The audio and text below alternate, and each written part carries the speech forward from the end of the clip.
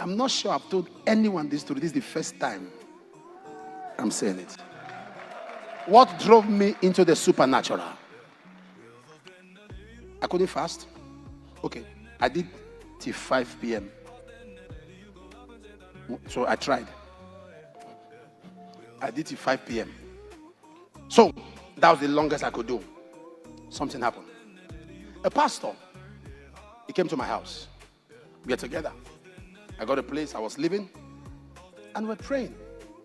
But I would leave the house because he's with his wife. So I'll give them space. Sometimes when they're lying down, I'll lie down on the floor. So one day he was screaming in the middle of the night, some minutes past 2, shaking his wife. Dupe, dupe, dupe, dupe, dupe. She had passed out. I was staying in Shagamu. Shagamu is on your way to Lagos. If you are going to redemption camp. Yeah. I stayed in Shagamu for 5 months. So, dupe, dupe, dupe, dupe. Dupe had passed out. And I started crying. We prayed and prayed. And me in those days, I used to give up easily. If I pray, it doesn't work. Let's rest. I never knew about persistent and importunity. So we started praying. And we prayed. And the brother stood up, went, locked the door, and kept it. He said, Baba! Olua! And began to shout. So I asked him,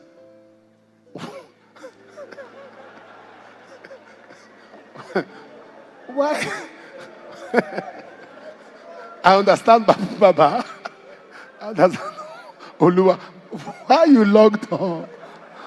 Why you? No, I understand, Baba. I understand. If you know, I know a lot of Yoruba songs and all that. I was gravitating towards the West because I was in Shagamu.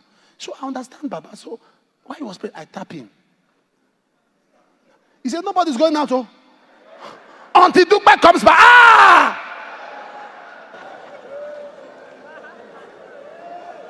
This was on Minister 3. We began to pray.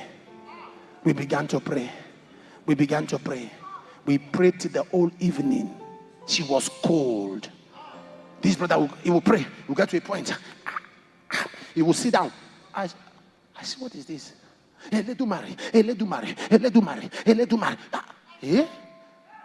Open door. It was getting to 1 midnight. 2. A whole day we are there.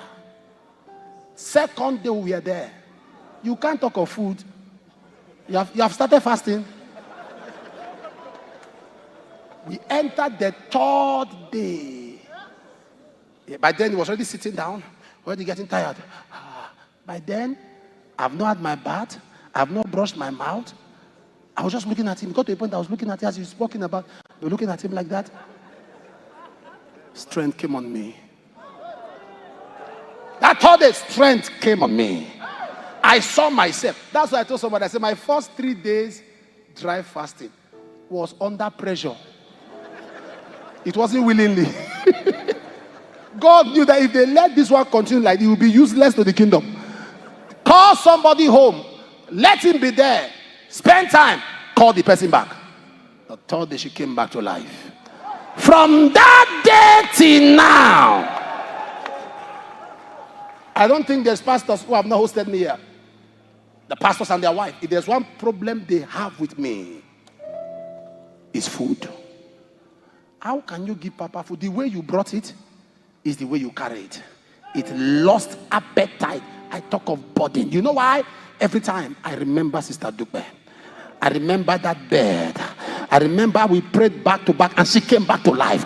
Something begins to tell me if I can press on, if I can spend some time, it doesn't matter what dies. It doesn't matter what the enemy has done. It doesn't matter what the enemy has taken. I don't care the cancer. I don't care the name of that disease. If somebody died and a man said, I am not coming out, took the key, locked the door, kept it until my wife come, and he came out with his wife alive and well. The lady said she was going through a tunnel, and she had got far. She was talking with a man, and the man said, look behind, and she saw both of us, and we grabbed her and pulled her, and she opened her rise. Listen to me. There is no mountain that burdens cannot shift.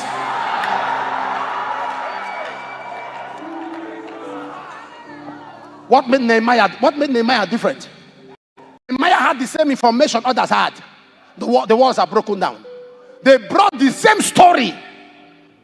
Others had the same thing in the palace. It was a common information. What activates burden? Taking common information with an uncommon mentality. Taking common information with an uncommon passion is a common thing. That people are sick is a common thing, but somebody takes that with an uncommon passion to say, how can I be around and sickness survives? God told me years ago, if there were stripes, there can be healing. Were there stripes? Were there stripes? Was he beaten? If there were stripes, there must be healing.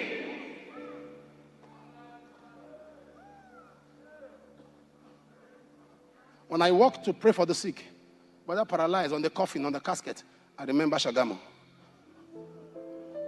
I go there with a possibilitarian mentality.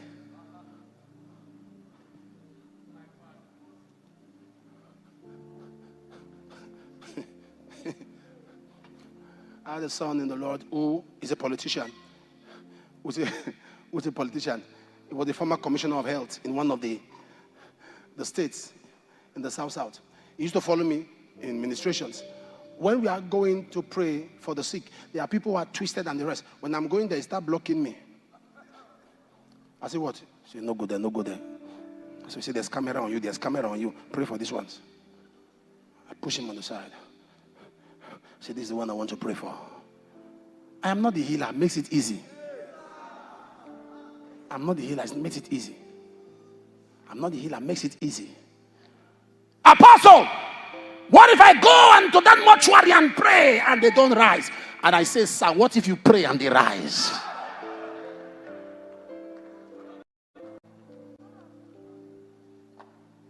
That disciples could not cure him. You have come to a point where you have become so satisfied. You see that choir? You see those protocols, those ushers, those youths? You think they are okay. Carry fire. You will see deliverance manifestation. It will shock you to know that these are people swimming with spirit husbands and spirit wives. You'll be shocked. You'll be shocked. Power has hit this church. I've had some ordained ministers come to me with charm. I say, hey!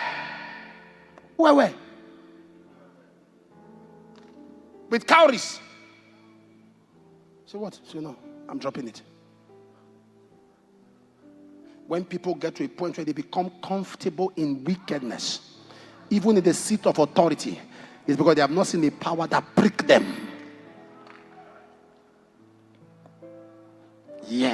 Oh God, I need an encounter. They say angels walk into people's room. Is this how I will live my life? I'm not coming out of the room.